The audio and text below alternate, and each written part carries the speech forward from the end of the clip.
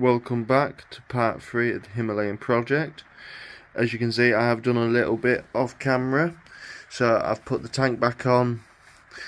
In the meanwhile, I did do a bit of a break by accident on the fuel pump, or whatever fuel pump. As you can see, there's that JB weld there. I'd accidentally put it down and it snapped the nipple off, so I'm hoping that's done the job, but we'll soon find out. So we've got the petrol tank back on, we've got these side crash bars back on, and I've fitted a Oxford USB ready to get mounted up. Just not sure where to mount that yet, because I will be changing the handlebars as they are bent. We have got the clocks back on, and we have got that new bracket back on, so as you can see, everything's nice and aligned. So I've got the old bracket here just to show you how bent it was. So let's line it up. So that's the old bracket there. Look at that, very bent. So we're on with some indicators at the moment. So as you can see, this one had broken, so I thought I might as well get some nice diddy ones. I've got these on another bike and they are pretty good for what they are. They're next to now, I think probably 12 quid for the set of 4. So as you can see, big bulbous ugly indicators, nice small, just to say if it was like that, boom, things like that, nice and small, and they're LEDs, so I'm gonna have to get a relay for it, but then pennies as well, so I'll get them on. Just fitted the indicators. They don't look too bad, do they? Nice and discreet, nice and small. I'll just flick the ignition on. Oh. They're flashing a bit quick because they're LED ones, but look at them. Oh, they look well, don't they? Lovely. Well, I'll try to figure out a headlight bracket and see what I can do there with them square LED lights.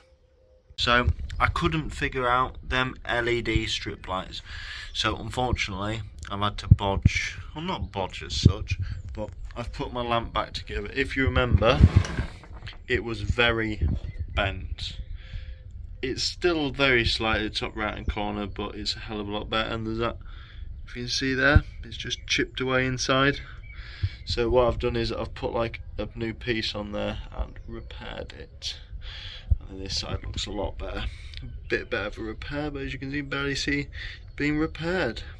So once that's all ready to go on, that can go on, and hopefully, because it's got an LED light in it, is pretty good, because I've heard that the Himalayan headlight is crap, but I haven't even ridden this bike yet, so I don't know.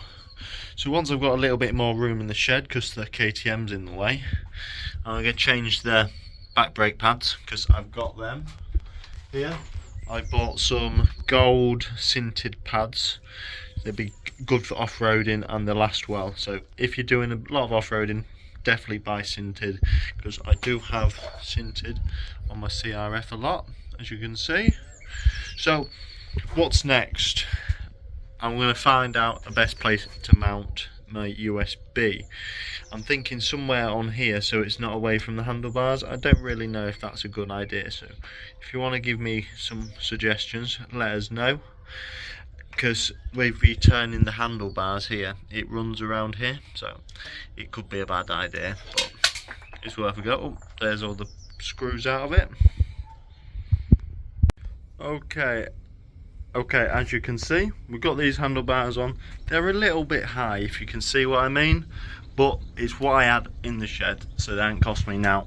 Need a new lever yet. I haven't really finished yet, to be honest. Got the throttle working alright, because that was just seeming to stick. I didn't really understand that, but I took it apart, put it back together, it was fine.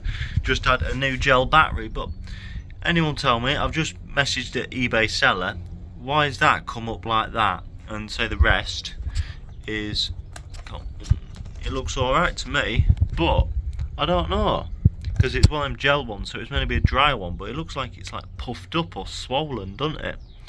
I've just fitted that, so, and I've got the headlight on. What's not looking too bad, I don't think, considering my nice dodgy repair.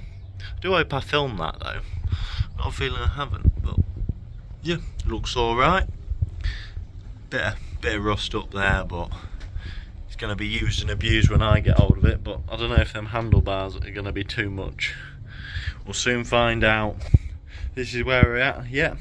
And change your plans a little bit. You'll be quite surprised. I ain't even ridden this bike, but me and my stepdad, Yorkshire Depot, we're gonna do the 1,000-mile iron butt challenge.